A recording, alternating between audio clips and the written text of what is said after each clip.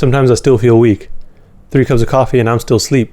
Still watching while you creep, but it really ain't no beef. Vegetarian with a beat. Straight my fingers with a purple. The words ain't really hurtful. Just trying to keep my soul full. The negativity within might be my downfall. But as you can see, it's the Bar for Bar Weekly. It's the Bar for Bar Weekly for the week of March 5th, 2021. A lot of random stuff happened this week, so we got some stuff to talk about for once. First things first, after the versus battle this past weekend between the D'Angelo and Friends versus, Swizz and Timbo took to, I think it was IG Live, and basically announced the next versus battle, which is going to be between Raekwon and Ghostface Killah. I'm super excited for that. I mean, versus battles really are meant to be a celebration, so having these two guys go head to head celebrating each other's music like they have been for the entirety of their careers is just going to be great. No word on exactly when that's going to be, but I'm assuming soon. In weird headlines this week, I guess you could say, Soulja Boy woke up one day and chose violence.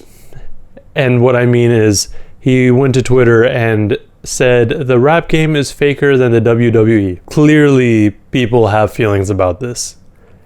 I'm not a wrestling fan. I don't really watch wrestling, but I appreciate it for what it is. Basically, what happened was, Randy Orton, as well as many others, including T-Pain and other wrestlers, chimed in, basically saying, yo, wrestling is very real. Like, you are putting a toll on your body. Like, it's a little bit different. What Randy Orton said was, basically, look at Bad Bunny.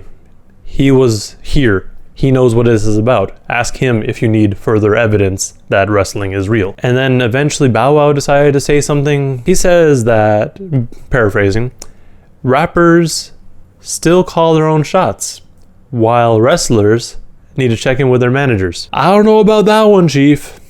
It's almost like Bow Wow forgets how the music industry is run for the most part, and that most rappers can't just do whatever they want.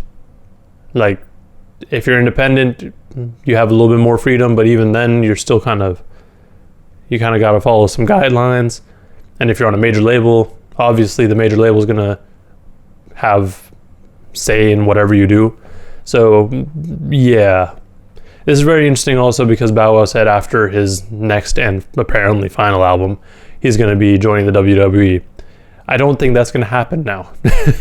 And the biggest bit of news this week is that yesterday, March 4th, it was announced that Square, like the card reader, the commerce company, basically getting a majority stake in Tidal, the streaming service that Jay-Z runs or owned, and basically was the best option for artists because they pay out the highest. I don't know where this is going. It doesn't seem like a bad thing yet, but we'll have to wait and see, really. I'll probably get in more into this on the podcast coming on Monday, but so far it looks like it's good. And right now, Jay-Z is also on the board of directors for Square and by association Cash App. So we'll see how things go.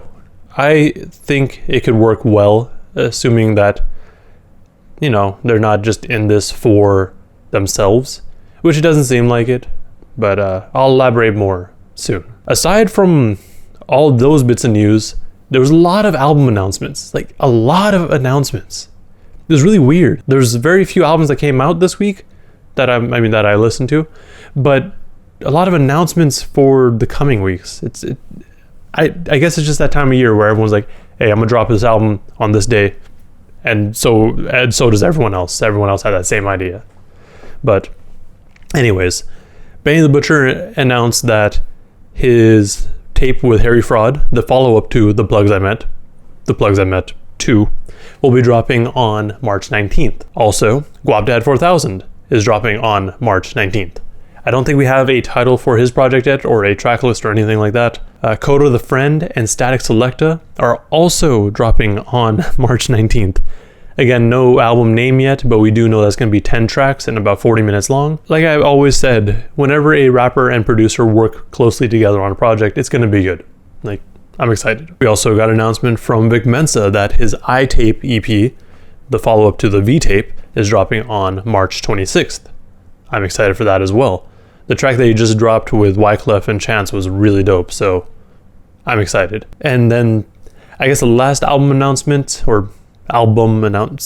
mean, it's a Sci-Hi the Prince went to social media saying basically that he's got 3 albums worth of music just sitting, and he's waiting for a label to pick it up and work with him on it. That's all the news.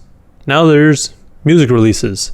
Like I said, not a whole lot that came out this week that I'm really gonna go listen to. But we got Denzel Curry, Denzel Curry and Kenny Beats and a bunch of other friends came together and remixed Unlocked, which was their album that came out last year. Now it's Unlocked 1.5. Tech of Smith & Wesson dropped Priceless. Those are the only 2 albums that I'm really planning on listening to. But then we got a bunch of singles and EPs and stuff like that. So Drake dropped Scary Hours 2. I did a breakdown for What's Next. That's already live, so check that out. Baby Keem dropped No Sense. I might drop a breakdown for it. I've recorded it. I don't know how I feel about it yet. And Chance the Rapper dropped The Heart and the Tongue, which really caught me by surprise because I expected everything after the big day to be trash. But it was dope. Anyways, that's all I've got for this week. As always, let me know in the comments below if I missed anything that was newsworthy or if I missed any albums that I should check out. Also, remember to like and subscribe if you want to see more content like this. Thank you for watching, and please stay safe out there.